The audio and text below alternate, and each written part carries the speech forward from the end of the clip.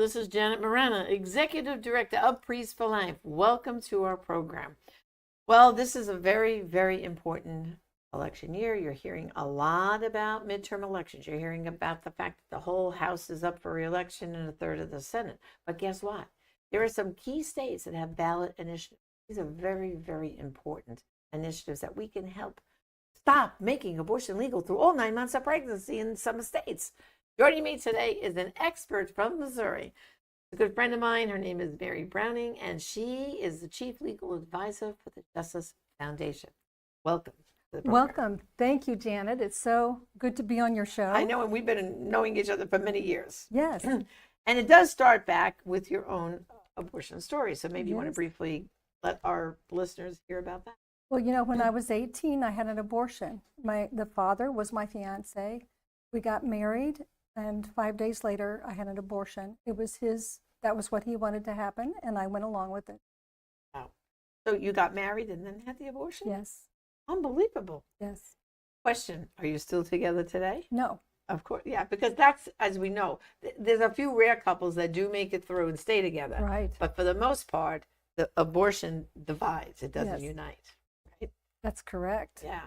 And I know you work with Alan Parker, good friend of ours from the Justice Foundation. Yes. And he had you ladies with part of what's called Operation Outcry. Yes. And at the same time, Georgette Forney and I, developed Silent No More. And the difference was, and why we can kind of link arms really, is you get the ladies to sign legal affidavits that you can use in court cases, which we're going to talk about. Yes. And with Silent No More, what some of the Operation Outcry ladies also are Silent No More. But the difference is some people in Silent No More feel a little skittish about signing a legal document. So we're there to kind of give them a voice, even if they don't want to sign a legal document. Yes. So that's why both of us are kind of partners together. And it just works so well, doesn't it? It's beautiful, and I am glad that we link arms, because I think it takes all of us working together. It does, absolutely. Yes. So now Missouri, there is a ballot. Why don't you explain the ballot initiative in Missouri? Like what's the correct vote and what's going on? Well, the ballot initiative this time is to try to undo some of the things that happened in 24. Right. So in 24, Missourians voted to put abortion in the Constitution. And for the most part, while there's an exception related to women's mental health, that exception can be overridden if a physician thinks it's in the woman's best interest to have an abortion. So now what is currently in our Constitution is essentially abortion up to 9 months. Wow. And we have been a really pro-life state. So this was kind of a surprise, I think, to many of us. Except because what that does is, if you had good pro-life laws on the books, by enshrining it in your Constitution, it wipes them out, doesn't it? Yes. Well, that's part of there is a legal battle on that, because our Supreme Court, in looking at the ballot language before the election, said, you know what, we can't say that all these laws will be undone. That's going to have to be litigated. Each law will have to be litigated. So now that is a fight that's happening in our state. Right. So this ballot initiative says what? What is it trying to do? This would repeal what happened in 24, and then it would reinstate some provisions related to abortion that were there already, right? Well, yes. This would put it in the Constitution, and things it would guarantee as a constitutional right are things like parental involvement if this is a minor coming for an abortion or looking for an abortion. It would also indicate that the transgender laws would be codified as well, because Missouri has a statute that says you cannot give transgender drugs or surgeries to minors. To minors, right. And so this would put that in the Constitution, because that's part of what's being questioned under the current Constitution with the reproductive freedom language. So we want to tell people now, for this time, it's to vote yes on this ballot. See, in 2024 is vote no. That's right. But now we want to vote yes, because it's going to reverse some of the damage that was done in 2024. That is correct. That is correct. Now, there's a couple of things there was some polling done to see what would the voters think was plausible. Particularly, I think, because we had almost 50 years of it's in our federal Constitution and it's a fundamental right. Right. And so that's not a position that I hold, but was the position of our highest court for many, many years. So there's a couple of exceptions for rape and incest. And there's some very narrow exceptions for life of the mother and fetal anomaly, but it has to be fatal fetal anomaly. So if there is some kind of fetal anomaly, there has to be medical proof that the child would not survive outside the womb. Right. So there's no exception for the mental health of the mother. It just says if physically, and then that's got some pretty narrow criteria. So in that sense, this bill would correct some of the things That the other that did. happened in 24. Wow. Yes. So now, what are you doing to help pass this wonderful initiative? Well, thank you for asking that question. You know, Janet, one of the things we hope to do is really related to your founding of Silent No More. Right. We're really trying to draw the women and men that have experienced abortion to be silent no more so that they speak out. It's also part of an entity or Operation Outcry. Right. When they sign the legal documents, that's one of the ways we stay in touch with them. Right. But it also, they can indicate if we can contact them, then they could be involved in speaking out. Well, and you could also pull whatever affidavit you have signed from Missouri. Yes. Because that means, see, what you do and what we do too is we keep track of where they had their abortion, because very often they're living in a different state right now. Yes. So what we really need is women who have had abortions in Missouri That's to come correct. forward. That That's is what we correct. want, right? Yes. Because Janet, as I now know, when I say I made a decision, but really I went along with the decision someone else made. But when that happened and I had an abortion, I was completely unaware how it would affect my life in the long term. Right. So I became a workaholic, and I worked and worked and worked trying to prove my worth. Right. I've had difficulty maintaining relationships and marital relationships. I now know that's one of the common, but Right, I it's had very no common. ideas. And so in that sense, you know, as a person that was silent in shame for years, but learning to be silent no more. I had the privilege of speaking in front of the Supreme Court with you back, I think it was in 22. Right. It may have been before that. I can't quite recall. It was a when. while ago. Yeah, it was. And so that process of speaking out really does give a person courage. And part of what happens at that point, as you know, is you discover you're not alone. Right. There are other people and other people that are willing to share. Right. So this is an invitation for those people in Missouri that have experienced abortion to come out from under the pews if they're in church, but to be silent no more, because now it's our opportunity Right. to not only inform the voting public, but also other people like ourselves. I'm thinking of what I consider younger sisters that don't know what I know.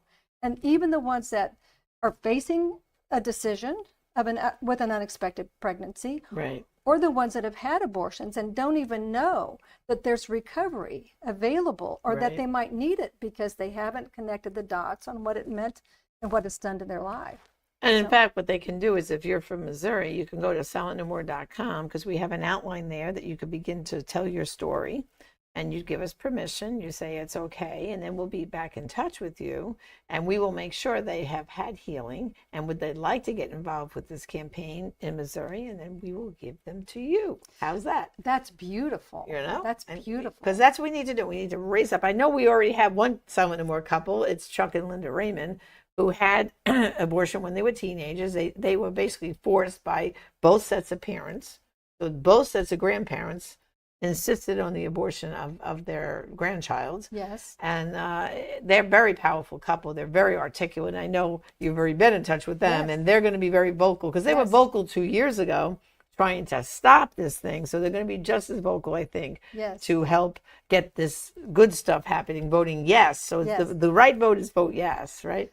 Yes, that is the right vote. And I'm glad you mentioned that, because this is where I think we had their contact information, because at least Linda had also signed a declaration Right. with Operation Outcry. She did. So yes. this is part of the bridge in terms of the information and people speaking out. So there is a process of signing a declaration at operationoutcry.org. Right. And then those also can be used in other cases, in briefs and whatnot around Right. the country. Now, is there a website for this initiative in Missouri that everyone are going to? Is there some kind of landing zone where people can read about the ballot more? Well, there is I just looked at that, but I'm sorry, I don't have that readily available. Right. But we are working with Well, there is an entity that's trying to pull together All the different groups, all right? the groups called Right. Her Health, Her Future. Ah. Her Health, Her Future. So I think the title is really designed about, we need to talk about What's really happening. What's really happening. Right. And so, Janet, my hope is that we are able to bring some of these voices of abortion harm to the table so that the voting public will be informed. Right. Because people have the courage to be silent no more as they're invited to participate, Right. and as they might sign a declaration, and as that becomes part of the healing. Right. Well, I'm going to shout this from the rooftops. I'm going to help you get more voices. Thank you. And so we got to pray, fast, and we're going to win this ballot initiative. So thank you for joining me. Thank you. Thank you so much, Janet. Well, you heard it out there. If you had an abortion in Missouri, I want to hear from you. Go to silentnomore.com. Start telling me your story. Send me a message, and we're going to get you involved. As long as we get you the healing first. We don't want you speaking from your pain. We want you to speak from being redeemed and at peace. silentnomore.com. Missouri, we need you. Contact us, because remember, brothers and sisters, this can help stop abortion, because there's some abortions only you can stop. Therefore, some lives only you can save. Join us again next time. Thank you.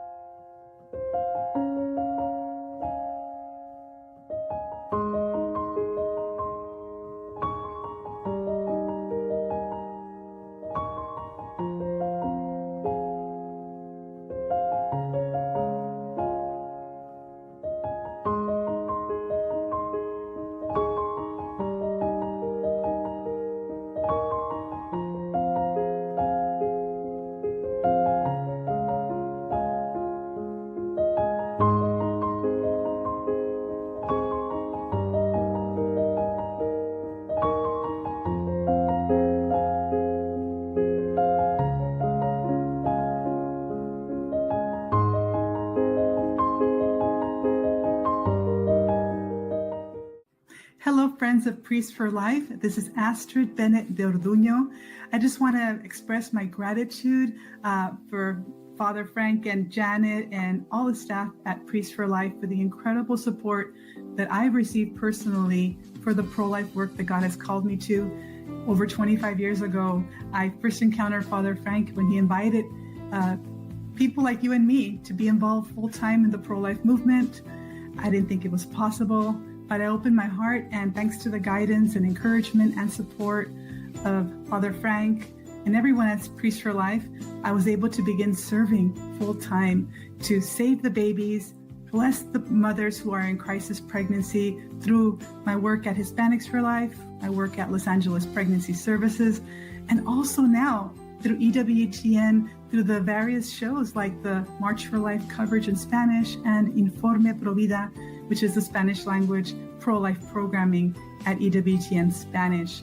We're so grateful, and we thank Father for his continued witness that it is so important that we continue to be committed to victory, because we're already working from victory. Jesus has already conquered death through his cross and resurrection. So thank you for being a part of this beautiful work as well. God bless.